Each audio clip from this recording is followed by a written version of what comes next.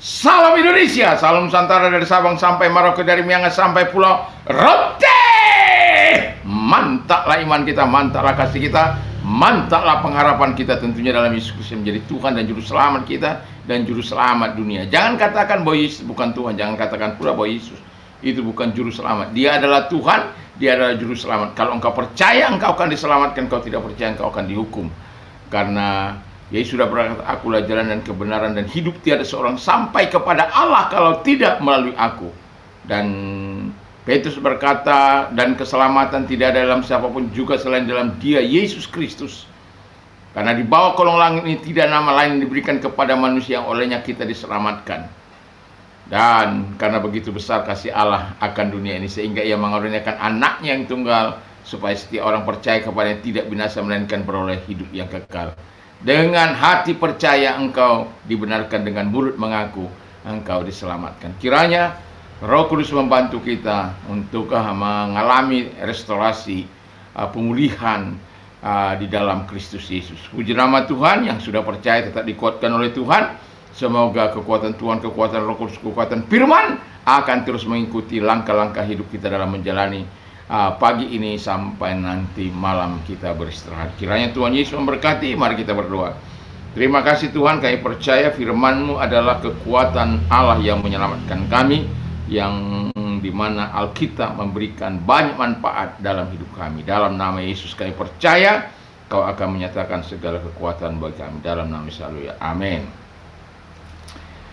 Saya membaca di dalam Roma 1 ayat 16, sebab aku mempunyai keyakinan yang kokoh dalam Injil, karena Injil adalah kekuatan Allah yang menyelamatkan setiap orang yang percaya, pertama-tama orang Yahudi, tapi juga orang Yunani, sebab di dalamnya nyata kebenaran Allah yang bertolak dari iman dan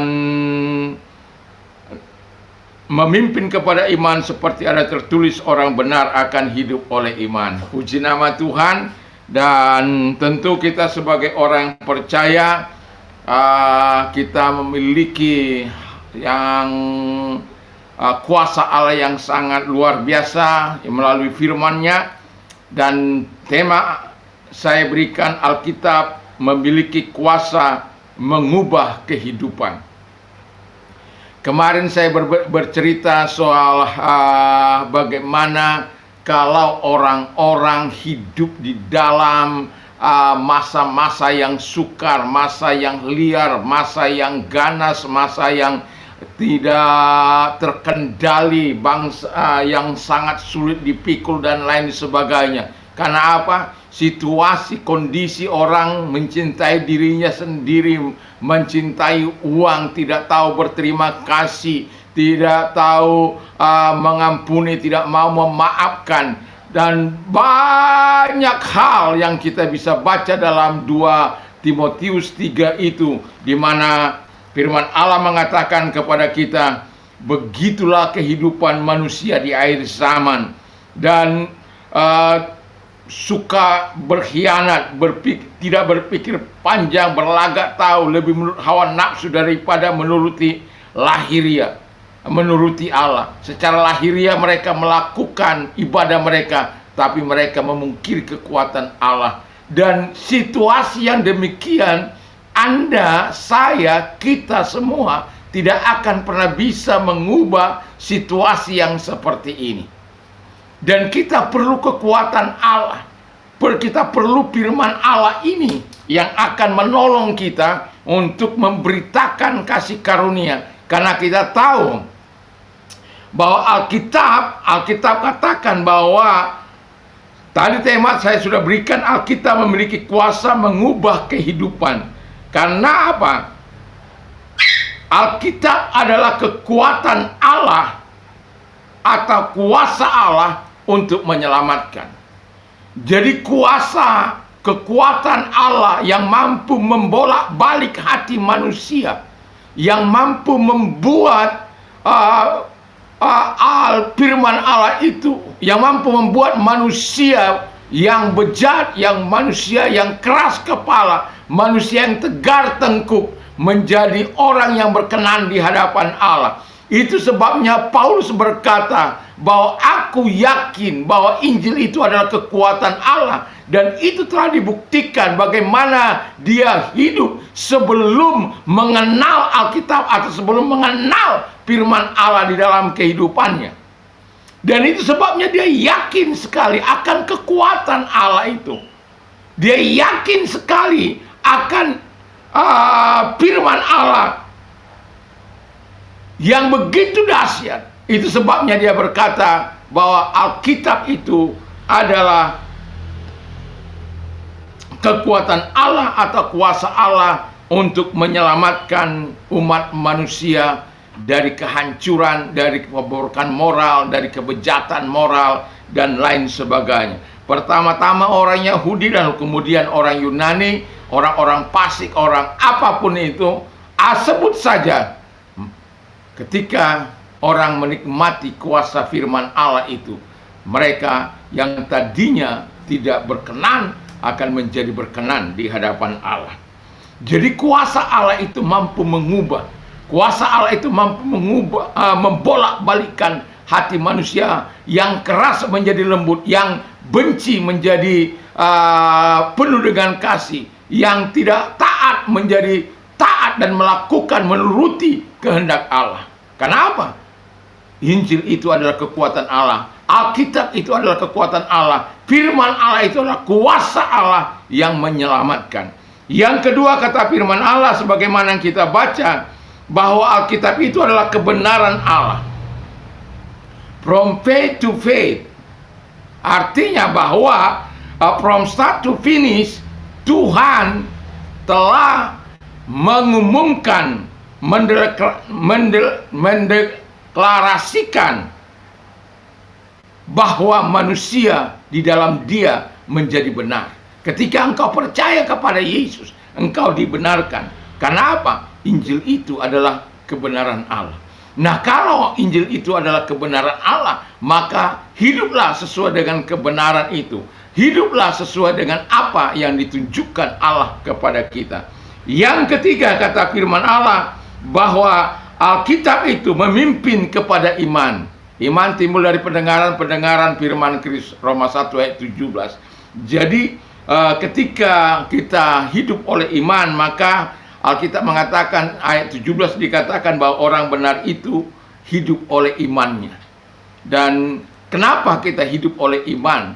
Karena Alkitab yang mengatakan orang benar itu hidup dengan iman. Jadi kita mengikuti apa yang dikatakan oleh firman Allah di dalam kehidupan ini. Dan ketahuilah, ketika engkau beriman kepada Bapa di surga, kepada Yesus, kepada Roh Kudus, maka engkau akan menikmati kuasa kasih-Nya dan menikmati pembebasan dan menikmati bagaimana engkau menghancurkan benteng-benteng, kubu-kubu pertahanan si setan yang dibangun di atas keangkuhan manusia, kesombongan manusia. Kenapa?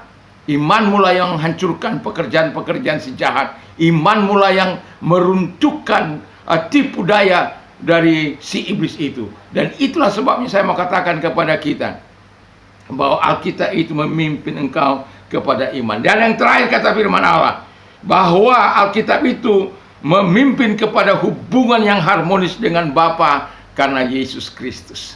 Engkau percaya kepada Yesus, bahwa Yesus penyelamatmu, Yesus juru selamatmu, Yesus Tuhanmu, dan engkau dipulihkan. Kalau engkau percaya bahwa Dia mati untuk segala dosa dan pelanggaran kita, saya dan saudara, di mana kita tadinya yang tidak layak dilayakkan oleh Tuhan melalui kematian Yesus di kayu salib, yang tadinya harusnya kita ada di situ, tetapi oleh karena kasih anugerah dan kita percaya apa yang diperbuat oleh Yesus Kristus adalah dalam rangka memperbaiki kembali hubungan yang telah rusak karena dosa. Allah itu maha suci, Allah itu kudus. Itu sebabnya ketika kita percaya, Dia menganugerahkan Roh Kudus-Nya kepada kita untuk kita bisa membangun persekutuan kita kembali dengan Bapa di surga, dan dengan tuntunan daripada Roh Kudus. Karena kita tahu Roh Kudus itu adalah Roh yang suci, dan setiap orang yang dipenuhi oleh Roh Kudus, dia akan hidup dalam kekudusan karena Allah itu kudus. Firman Allah katakan dalam 1 Petrus 5 ayat 15-16 dikatakan, as he who call you is holy, be holy in all your conduct. Sama seperti Dia yang memanggil kau adalah kudus, jadi hendaklah engkau kudus sama seperti dalam seluruh perilakumu. As it is written, sebagaimana ada tertulis, be holy for I am holy. Jadilah kudus sebab aku kudus. Wow, luar biasa.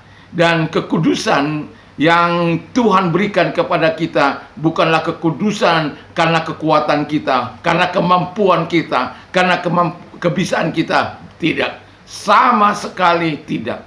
Tetapi Tuhan, kekuatan Tuhan, kuasa Tuhan yang mengalir dalam hidup kita melalui kuasa Roh Kudus, kuasa firman, kuasa Injil itu. Itulah sebabnya mengapa Paulus dapat melaksanakan tugas-tugasnya begitu dahsyat sekalipun di tengah-tengah penderitaan, sekalipun di tengah-tengah keadaan yang luar biasa. Sebab itu dia berkata bahwa Injil adalah kekuatan Allah, kebenaran Allah, memimpin kepada iman dan membuat hubungan yang baik dengan Bapa di surga. Dan ketika kita menikmati hubungan yang baik, selalu mengalir dari atas. Kuasanya selalu mengalir dalam kehidupan kita sebagai orang percaya, yaitu kuasa Bapa yang luar biasa itu.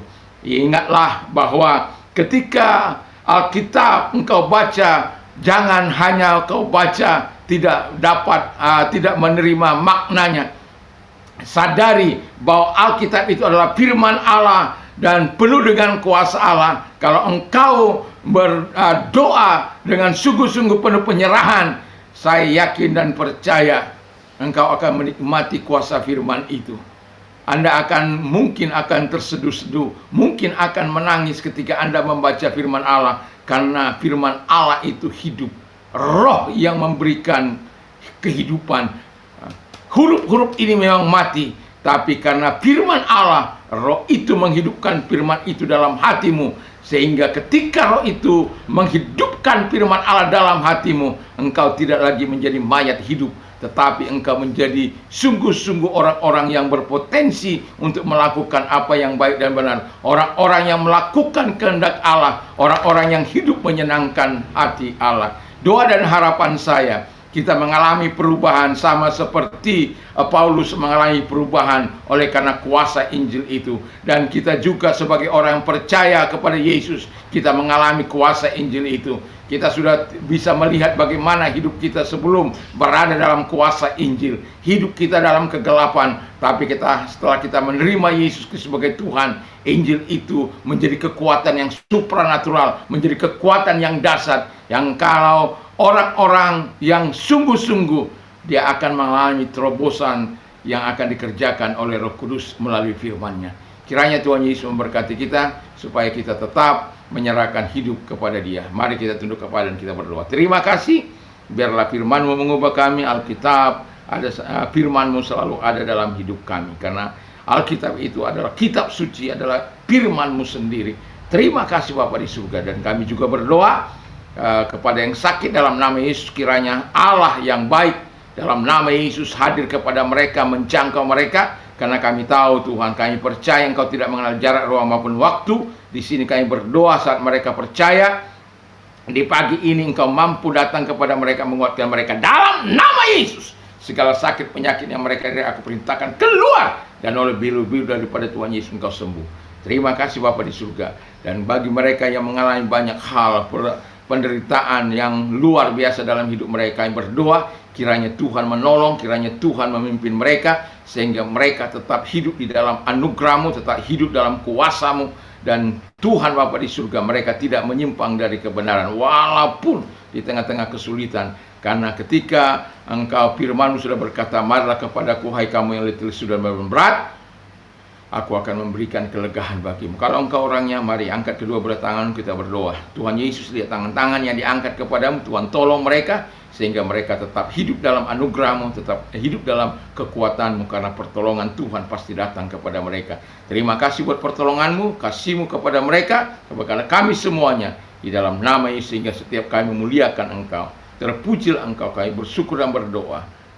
Dalam nama Yesus, haleluya, amin. Selamat pagi, selamat kita berkarya, bekerja tentunya bersama dengan Tuhan. Mantap, mantap, mantap.